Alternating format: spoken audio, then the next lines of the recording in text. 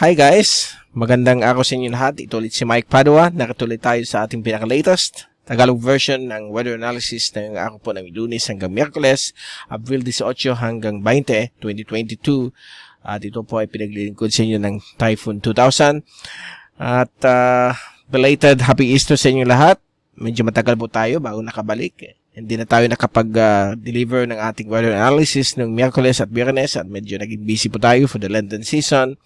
May mga kamag-anak na umuwi, kaya hindi na po tayo nakapagbigay ng update. Although okay naman po ang panahon, nagbigay tayo ng final advisory nung bagyong si Agaton.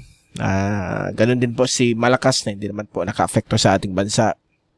Let's all pray sa mga kababayan natin na naapektuhan at nawalan ng ang kamag-anak dahil po sa grabing epekto po ng ulan na dala nitong bagyong ito. Nagkaroon po ng mga flash floods, landslides. Let's hope and pray they're all okay. Sana makabangon po ang mga kababayan natin sa Visayas at Northern Mindanao. Sana po na yung matapos ang taon na ito, wala na pong magbisitang bagyo. But nandito tayo pang ibigay sa inyo mga pinaka-latest sa mga darating pang mga susunod pang mga tropical cyclones, mga bagyo na sana naman wala pong landfall sa ating bansa. Ang importante po, maging handa lang tayo sa mga latest mga papalapit na bagyo, lalo na sa mga information mula sa Pag-asa at sa iba pang mga reliable typhoon sites na napapanood ninyo or nababasa ninyo sa social media. Okay, naumpisa natin ang update. Medyo maganda na po ang panahon na yun, although may mga ulan pa rin sa hapon ng gabi dahil po sa ongoing La Nina. Kahit na tag-init ay nandyan po ang mga threat na mga ulan. Ito po ang ating latest graphs at medyo clear po ang bansang Pilipinas. Wala po tayong major weather system na naka-apekto sa ating bansa. Pero tayong very light easterlies but hindi po ito significant upang makabigay po ito ng efekto sa ating bansa. May mga isolated showers lamang po sa hapon ng gabi ang pwedeng maganap, lalo na po dito sa may bahagi po ng Mindanao. Meron po tayo dito nakikitang isang mahinang surface trough na naiwan sa trail ng bagyong si Malakas. Pero hindi po ito mag-intensify at ito po ay malulusaw habang ito po ay kumikilos patungo sa direksyon po ng Eastern Philippines. At wala din tayo natatanawan na LPA o bagyo na posibleng mamumuo sa loob ng 5 hanggang 10 araw. So, mag-iingat lang po tayo sa heat strokes dahil po nandyan po ang sobrang init ng panahon dahil po sa hot dry season. So, kailangan natin uminom ng maraming tubig para hindi po tayo mauhaw. Maiwasan po nating magkaroon ng aksidente sa heat stroke dahil po sobrang init. Okay? At ito po yung fast animation. Wala po tayong dapat ikabahala. All clear naman po. Dito sa zoom in satellite animation, nakita po natin may kaulapan po dito na umiikot maliit. Parte lang po yan ang surface trough. Sa mga oras na ito ay humihina na po ito. Dito naman po sa Mindanao, ito yung usual na local convection dahil po sa prevailing La Nina ay medyo mas common po yan sa area po ng Mindanao. Kaya nagkakaroon po sila ng mga thunderstorms, lalo na sa hapon o gabi. Ang ibang areas naman po ay all clear naman po sa may Western Pacific. At ito po yung latest forecast naman po mula sa European model hanggang sa Webes ng hapon. So, inaasahan po natin may mga thunderstorms po, posible pa rin maganap sa hapon ng Martes, bukas po yan, lalo na po dito sa may bahagi po ng Mindanao. At ang ibang parte po, like sa Bicol region, Southern Visayas, Mimaropa, ay medyo mababa po ang tsansa. But may mga malilit na chances din magkakaroon ng mga isolated thunderstorms o isolated rain showers. Sa Miyerkules ng hapon, yung binabanggit nating kaulapan, galing po sa isang mihinang surface trough ay papalapit po sa Eastern Samar at Northern Mindanao. So magkakaroon po dyan mga thunderstorms as well. At dito rin po sa Kabikulan.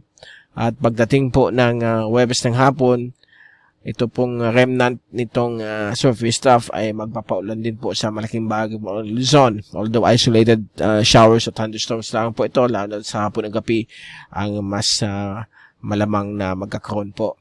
Okay? Simula na after lunch hanggang early evening, dyan na po darating yung mga ulan.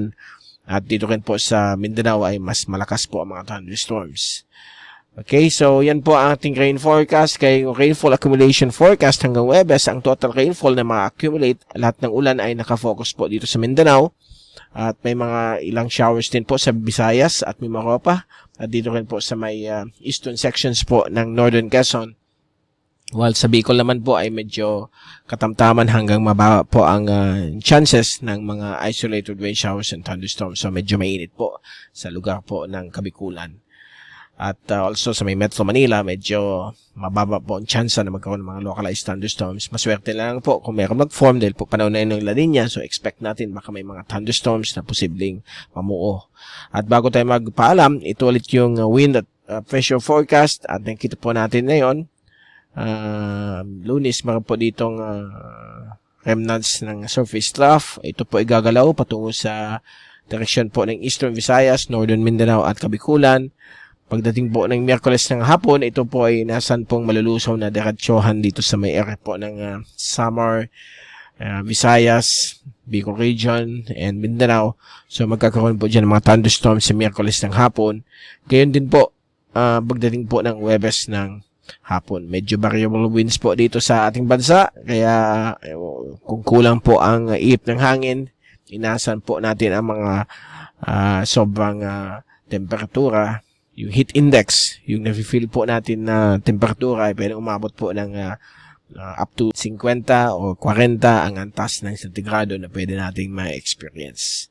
Okay, so yan po. Diyan po natin tinatapos ang ating update na yung araw po ng Lunes hanggang Miyerkules.